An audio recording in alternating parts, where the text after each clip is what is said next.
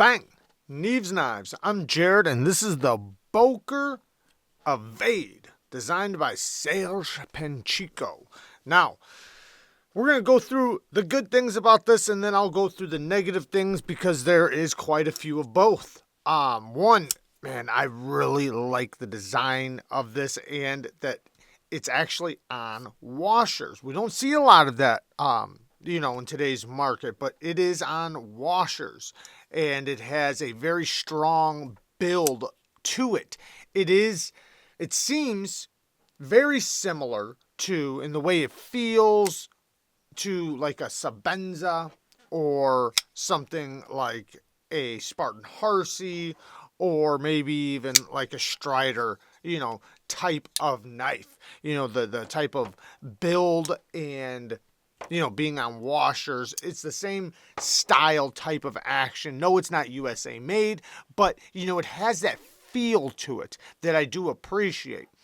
D2 steel, somewhat of a spear point-ish blade that I love this blade shape. Handle is extremely neutral, but it is steel. This is a steel frame lock.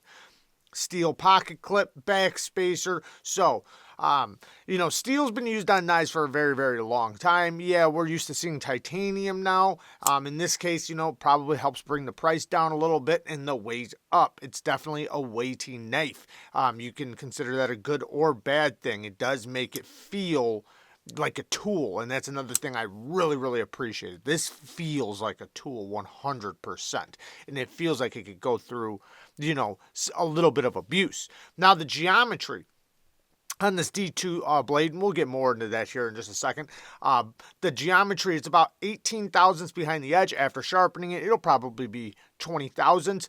The blade stock thickness is like 127 thousandths from my measurements. So the geometry is really good. This thing's not only going to slice really good, but it's also going to be pretty tough. So, you can use it for both types of things, sliciness and toughness.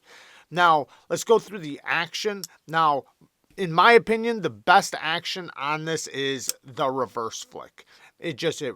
Reverse flicks probably, it's the easiest way to deploy it, and it just works the best. Now, this crazy looking thumb disc, one of the problems I have, and I know we're not into the negative yet, but it is slippery. It is very slick. They didn't add any traction to it, so you have to go from behind it and kind of flick out. Once you know it and once you get used to it, it's really easy to flick, but you're going to slip off of it a few times at first. That's why I say the reverse flick is just, it's kind of the way to go. You do have this jimping on the knife that will work as a front flipper. However, it's not designed for it. So, but it does work pretty easily, actually. Now, since it's steel, it doesn't have a steel lock bar insert, a really strong lockup. They did put a chamfer here for the lock bar access, but they did not cut anything back here, so it is a little tight. But the washer action, man, it's really, really smooth. And, over time, this thing is just going to get smoother and smoother and smoother. I did take it apart. We'll talk about that here in a second. Now, like I said, the profile of it, to me, I love the profile. I love the canvas. The ergos, are pretty comfortable considering. And I mean, considering that the clip is pretty high up, I kind of try to put my knuckles behind it because if I just grab it and grip it, I do feel the clip quite a bit, but it's really not that bad, and I could totally put this through some pretty good work without it fatiguing me too much. But the edges and everything are kind of sharp. They're not rounded in any way, so, or at least not much. So, you do feel that, like I said, it feels like a tool for sure. Now, the stop pin, nice big stop pin, and the lock bar, they're kind of straight away from each other. So you have all of this steel sandwiching in the blade with the washers. So it is a very strong build, which I also appreciate. The screws are only going through on one side, but it is very easy to take apart. And let's actually talk about that. I did take it apart. Now the washers, they are I think they're Teflon, but it's kind of hard to tell because it has some sort of like blasted finish over it or something. I'm not sure, but there's some type of material. I don't know if they're plastic. I don't know if they're Teflon. Maybe they could be some type of other material. I'm not sure. Because usually Teflon is translucent, or, like it has that effect, that almost translucent effect, or they're really white. And it wasn't neither one of those. It does have a steel detent ball instead of a ceramic. I'd rather see ceramic, but it does have a steel one. Not that big of a deal. And it does have a captured pivot. So that's cool. I like having a captured pivot. And it was very easy to take apart and put back together. Very, very easy. It's a very simple design. There's no milling on the inside or anything like that. The back spacer, that is just traction. That is not the lanyard hole. The lanyard hole is right there. But yeah, it was really easy to take apart and put back together. Now, let's go over some negative things. So there's quite a few, actually. I do think that if you are a person that likes to tinker with your knives and you like to make knives your own, then this might be a beautiful blank canvas. But, the lock bar access, man, they should have cut that back. I don't know why they didn't.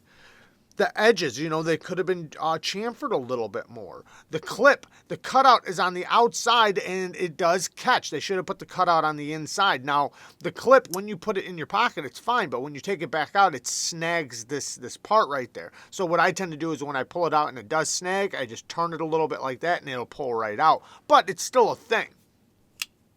The disc thing, I don't know why they didn't add traction to it. I think that would have made this, so much better just to have a little traction right there rather than just a slick steel, disc thing.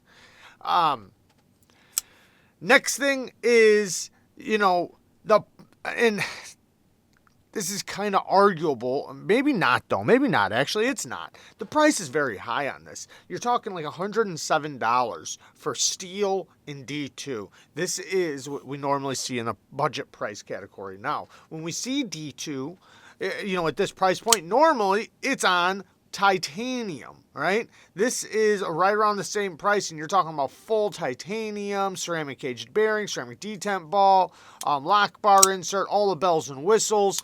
So, this seems like they almost like a cash grab in a way, because they avoided so many things. They didn't even give you a ceramic detent ball. They didn't even give you a cutout to the lock bar. The clip, it works, but it could be a lot better. They only put screws in on one side.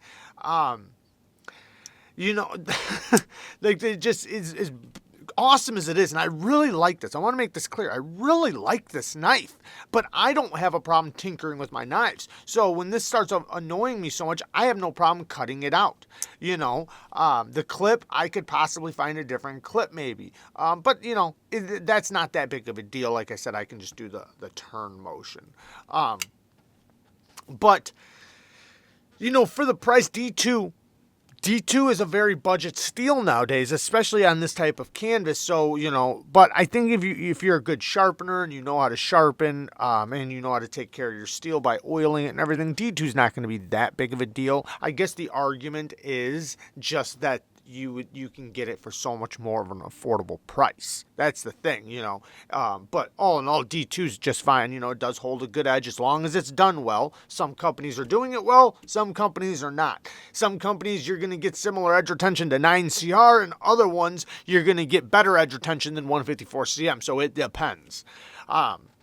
But, if you are a person that likes to tinker with your knives, this is a fantastic blank canvas. And, it's something that I appreciate because, it does feel like a tool to me. It feels like something that I would want to use and really be tough on and, enjoy. And like I said, when you can tinker with it, you can kind of make it your own. This is so, you could really make this thing look badass, with a few minutes, or even more badass, I should say, with a few minutes with a Dremel. But should you have to at this price? I don't know, I guess that's arguable, but all in all, It is a knife on washers. That's a steel frame lock and D2 steel. That's a Serge PANCHENKO design, who is an awesome designer. I do like his designs. This one, I just, I think that they did, they missed the mark on a few things, kind of like the lock bar. There is no over travel stop, so you can unspring this lock. Now, I don't think that's that big of a deal. It's just kind of an add-on to a lot of knives. I don't think most knives need it, but it is nice to know that you're not going to unspring your lock. I've never unspringed a lock. I guess it makes it to where you can adjust your detent very easily. But anyways, there is no over travel stop. I guess the clip is kind of acting as that, because the clip goes right on to the lock bar, which is a nice strong lock bar. The engagement's really nice. But yeah, I like it. However, I just think that a lot of people are going to look at it like, they could get something a lot more affordably that does already check the bells and whistles. However, we don't see a ton of knives on washers like this today. Most of them are on bearings. And in this case, if you really like a knife that looks like a tool, feels like a tool, and acts like a tool, which all knives are tools, but you guys know what I mean. It doesn't feel like a toy whatsoever. This feels tough. It's heavy, it's beefy, it's all metal, and the blade shape is a very functional blade shape. So, but there you guys go. I'll have everything linked down in the description if it does speak to you. But there you guys go. Love you guys. Peace.